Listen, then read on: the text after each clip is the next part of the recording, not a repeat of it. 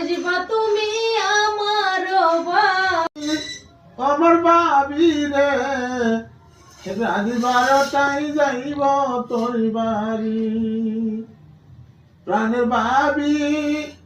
আমার বাবি রে রাত 12টায় যাইব তোর বাড়ি ও দেওরা রে আসবা তুমি আমার বাড়ি পায়ের হাতে আছে চাবি কেমনে আমি দরজা খুলি চাবি আমার নাই গো হাতে দেওরা ও দেওরা গো